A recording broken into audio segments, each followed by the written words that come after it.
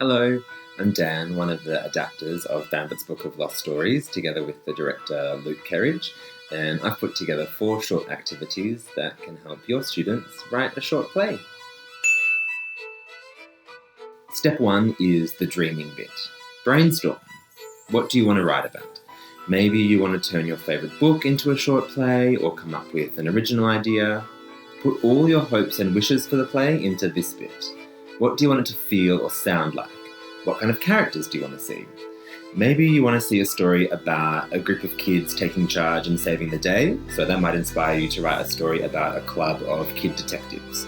Or maybe you want to write about how great your grandparents are, so you write a story about a kid and their grandma going on an adventure together. Some things to think about and include in your brainstorm are, what's the genre?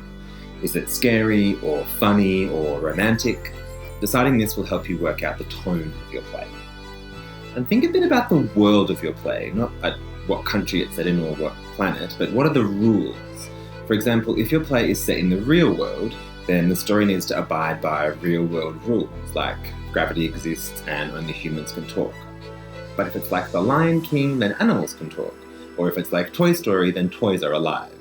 Is it magic, like in Harry Potter? What year is it set in? You can choose all of these things, so pick the stuff that suits your story. Now it's time to think about who lives inside this play. One trick I use if I need help to develop a character is to scour the internet for some cool pictures to use as inspiration. Close-up shots of faces are usually good, and you're looking for faces and scenarios that give us clues as to who the character is. For example, if they're wearing scrubs, maybe they're a doctor. But what else can you tell from the picture? Are they tired? Are they sad? Are they standing proud and tall or hunched over? Why? Ask your students to find or choose an image and create a character profile. This profile can include anything they like, but think of it as a dossier on the character's personality. What things do you need to know about them to tell an interesting story about them? Using the image as inspiration, I would usually ask myself, what is this person's name? What is their age? What are they afraid of? What do they want most in their life? And, importantly, what's stopping them from getting it? What's in their pockets? Where have they just been, and where are they going next? It's also worth thinking about what they're good at. What's their unique talent or skill or perspective? Can they talk to animals or travel in time? Something that they can use to their advantage in the story.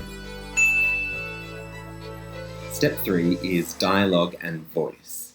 Writing dialogue is like writing a conversation. It's different to just writing normal sentences. Instead, dialogue is what the characters say to each other. So now that you know who your character is, have a think about how they talk. Not the sound of their voice, but the words they use. A doctor will use different words to a small kid, for example. Good dialogue will tell us about the emotions your character is feeling or the way they think. For example, in The Lion King, Zazu is Mufasa's assistant and so is very proper and bossy. Simba is a little prince and his dialogue is quite cheeky and mischievous. Scar looks down on everybody and so he's always speaking sarcastically. All their character traits come through in the way they speak to each other. As an exercise, ask your students to get into the groove of writing in their character's voice by writing their dialogue responses to the following provocations. Someone in authority has just told your character they can't do something they want to do. How does your character react? Do they accept it politely? Do they start a fight? How can you communicate your character's feelings and personality with what they say and the words they use? Feel free to invent some other provocations such as this one. You can even tailor them to each story if you have time. You won't necessarily use these bits of dialogue in the final play, but it's a good way to get started. 4. Planning. This is a big one. Planning is not just about working out your story, it's also how your story is going to unfold. It's all about action, about your main character trying to get something and things getting in their way. Every time a new challenge is presented, your character has to work to try and get around that challenge. That might mean they try a different strategy to get what they want, or they might even change what they want completely. That's why it's useful to do that character exercise and work out what your character wants, and also what's stopping them from getting it, because those answers will be really useful here. A tip from me, Money and being rich are generally not very helpful or interesting wants for a character to have. Their want will be more interesting if it's not a tangible object, but a feeling or a status. When teaching a workshop like this, I usually break a story down into 6 bits, which you can correspond to 6 scenes for a short play, and these scenes can be as long or as short as you like. Scene 1. This is where we see the character's normal life. It might be a scene that sets up how things usually are in their world. In this scene, we often find out what the character wants. For example, in The Lion King, the beginning of the story shows you Pride Rock as it usually is. Everyone living in harmony, the circle of life, and we learn that Simba just can't wait to be king and do his parents proud. Scene 2 is where the problem is introduced. This is usually where what your character wants comes into conflict with the thing that is stopping them from getting it. So Simba wants to be king and make his parents proud, but Scar also wants to be king. The important thing in this scene and from now on is what the characters do about getting their desires. Scar wants to be king, so he kills Mufasa and blames Simba. Scene 3. This is what your character does as a result of the challenge presented to them in the last scene.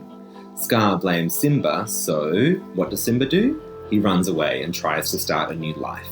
He moves to the jungle and meets new friends and decides the new thing that he wants, to never go home and to live worry-free. Hakuna Matata.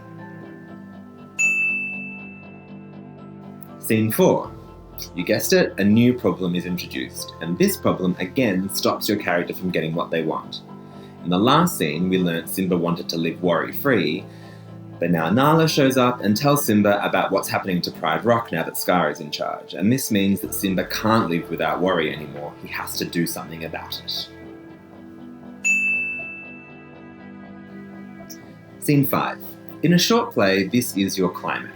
This is where your character confronts the final obstacle to getting what they want. For Simba, that's going back and battling Scar for the crown, and, in a neat turn of events, he's actually returned to his original goal of wanting to be king.